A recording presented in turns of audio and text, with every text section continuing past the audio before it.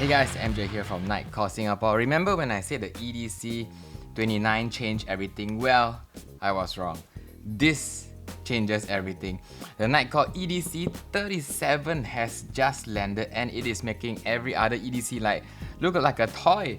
Right, 8000 lumens, 8000 milliampere battery, 7-hour runtime at 1500 lumens. The numbers are so crazy, I thought there was a typo at first. But here's what got me excited. You can now program exactly what each button does. No other light lets you do this. When I show you how to set it up around the 5-minute mark, you will see why this is so huge. The EDC29 was incredible, but it had one runtime limitation that frustrated users worldwide. The EDC37 doesn't just fix that problem, it completely solves it, and they managed to fit an 8000 milliampere battery in here, larger than any 21700 battery on the market. Before we dive in, I'll be giving away this EDC37, so remember to subscribe and comment below on if you use an EDC37 in your everyday carry. If yes, why? If not, why not? Once we hit 500 likes, I'll pick a winner and announce it in the description box below. So what was that runtime limitation I mentioned earlier? Well, the EDC29 is an incredible light. It became Nitecore's bestseller for good reason. But here's the thing, it was designed for use cases where 2-hour runtime at 1200 lumens was perfect. The problem came from users working extended 12-hour shifts. They wanted that same EDC29 performance but with longer runtime. The flat profile design that makes these lights perfect for concealed carry also means you can't swap out batteries. There's no commercially available flat battery that you can just swap out. So users with longer operational needs had to rely on power banks like the Pocket 1000 here to recharge on the go. Not the best when you're in the middle of a situation. So users spoke loud and clear. We love the EDC29, but we need more runtime for extended use. As usual, Nitecore listened and they didn't just extend the runtime, they went back to the drawing board and completely redesigned what was possible in this form factor. The biggest upgrade they did, they packed in a massive 8000 milliampere battery. For comparison, the EDC29's battery is just 2500 milliampere, so this battery is 3 times bigger. So this gives you an insane 7-hour runtime at 1500 lumens. Now remember, the EDC29 can only manage 2 hours at 1500 lumens. Even the legendary MH12 Pro here only does 4 hours at 1200 lumens. But wait, it gets better. At lower brightness levels, it can do 100 lumens for 30 hours, 15 lumens for 190 hours. Combined with the 12-month standby shelf life, this becomes a very reliable light for emergency and bug-out bags as well. Note the battery is still not removable, so you have to recharge it via the USB-C port here to a wall plug or power bank, 0 to full in just 2 hours. Very quick recharge time, so that's a huge plus. While charging, the screen will show the battery progress. Pro tip for extended use, I recommend the Nitecore Pocket 1000 power bank with its built-in USB-C cable and 10,000 milliampere capacity. So it can almost fully recharge the EDC37 once, and at 22 watts you will quick charge the EDC37 in 2 hours. So just bring 2 Pocket 1000 power banks and you can quick charge the EDC37 twice in the field. So that's essentially tripling your runtime to over 21 hours at 1500 lumens. It's enough for multiple days of operation. The Pocket 1000 weighs only 160 grams and is just 12.5 mm thick, so barely noticeable in your kit. But the runtime is not even the most impressive part. The larger size also meant a wider bezel to fit a more powerful LED setup. With the dual UHI 20 Max LEDs, they bumped up the output to 8000 lumens from the EDC29's maximum of 6500 lumens. So here's how the bezel looks like compared to the EDC29. Much larger. You can see the 18 micro LEDs that turn on and off depending on what mode you're in. So 8000 lumens can only be reached using the floodlight mode like this, where all 18 micro LEDs turn on, flooding everything in front of you in a ball of light. The catch is 8000 lumens only lasts about 10 seconds before the light needs to cool down. You can see the timer come on in the display as soon as you're in it. Once you let go, the timer recharges so you know when you can trigger it again. The timer is based on temperature, so the more you turbo the light, the hotter it gets, and the shorter the timer becomes. Once it's too hot, like this, it will drop down to 400 lumens while the light cools down. So you might wonder, what am I going to do with just a few seconds of turbo? It's like the top speed of a car. 200 miles per hour is there if you need it, but you don't use it all the time. And that's okay. The average brightness most users need from a light is around 250 to 1000 lumens for 90% of applications. To give you some context, the high beam of a car's headlight is around 2000 lumens. In real world, most users, myself included, will have the beam on at about 400 lumens or 1000 lumens and only turbo when needed. So if you need to see far, just half press the mode button for a 3000 lumen searchlight mode that hits up to 420 meters. This is exactly the same as the 3000 lumen searchlight on the EDC29. Yes, both flood and search modes are limited by temperature. The good thing about Nitecore versus other brands is not just about raw brightness. They do care about the beam pattern. The precision orange peel reflector gives you a very smooth, concentrated beam without the harsh drop off. Some brands just chase lumens, but their beam pattern looks terrible because they didn't care about their users. So the next upgrade is a big one. The controls are now customizable. This is massive. It changes how you can work with the light. On the EDC29, you could only switch between strobe or flood when you fully press the mode button, but the EDC37 takes customization to a whole new level. You can now set what the button does at half press and at full press independently. So if you want half press to be spot beam and full press to be strobe, you got it. If you prefer flood beam on half press and full spot beam on full press, done.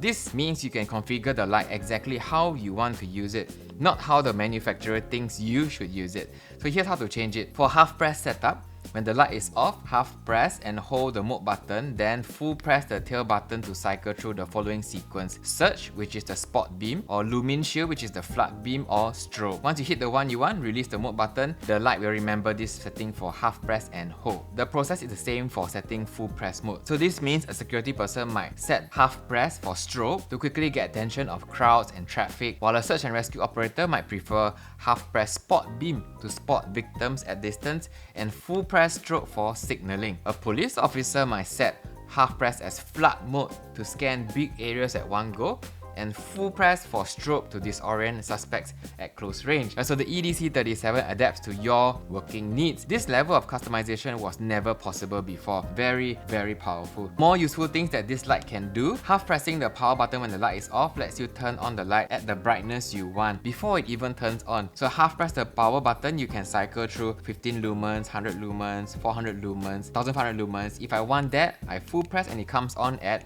1500 lumens. It's a subtle tweak, but it gives you more control and light discipline. And if you really wanted to be discreet, half press and hold the power button so it turns on at ultra low 15 lumens.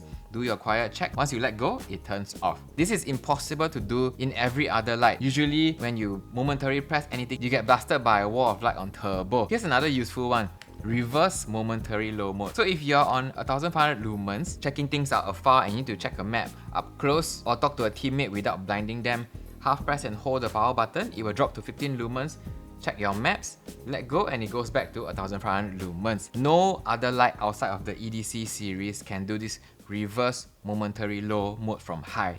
None. Okay, no need to cycle through up and down like the MH12 Pro here.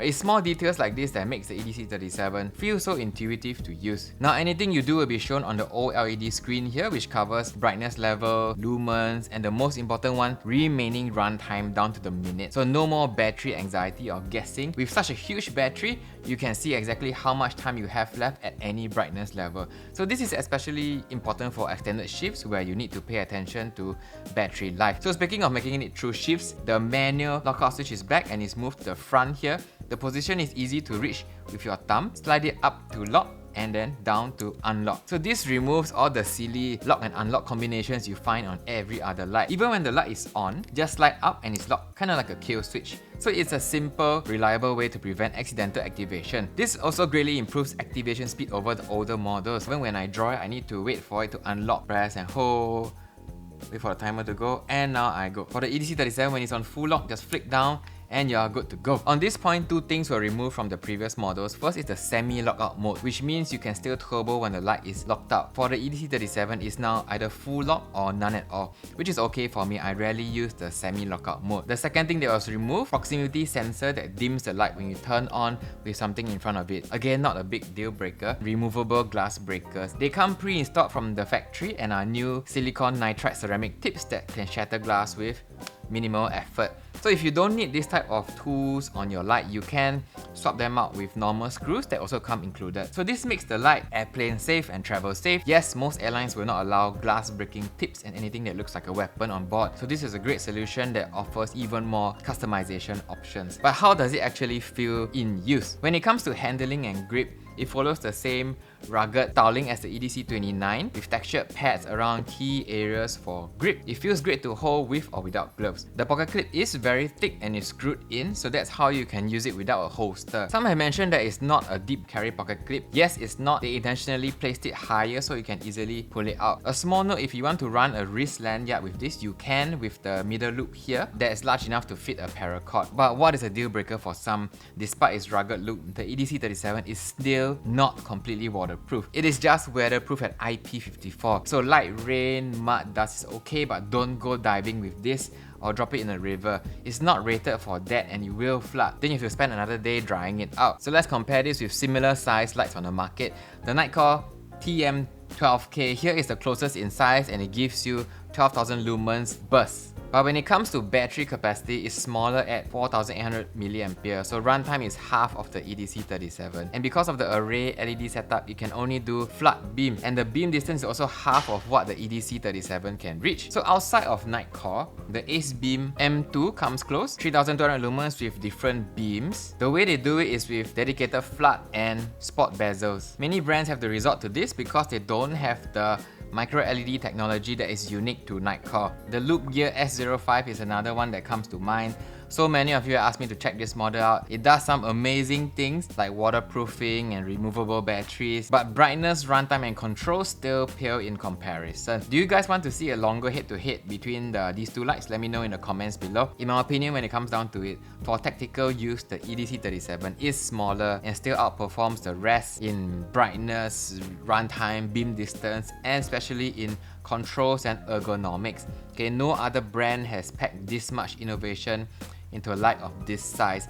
So should you buy the EDC37? Yes, the EDC37 is bigger than the EDC29, but that's intentional. Every millimeter is packed with performance. If you absolutely need the slimmer size, stick with the EDC29. But if you want the best performance possible in a flat light, the extra bulk is worth every gram. Right, for me at least, the choice is very clear. For maximum runtime with maximum power in a flat light format, the EDC37 is the best one right now. 37 proves that Nitecore isn't just making incremental upgrades. They are completely reimagining what's possible. They listen to their user feedback, they address every major concern and push the limits of flat light technology. So with its massive 8,000 mAh battery, 8,000 lumen output, 7-hour runtime at 1,500 lumens, this is now Nitecore's most advanced and most capable light. So if you've been waiting for a flat light that can truly handle extended operations without compromise, the wait is over. The EDC37 has set a new standard that other brands will be chasing for years to come. The EDC37 is in stock now at nitecore.sg/EDC37. When the EDC29 launched, we sold out in just 2 weeks. With the EDC37's breakthrough features, I expect it to go even faster. And remember,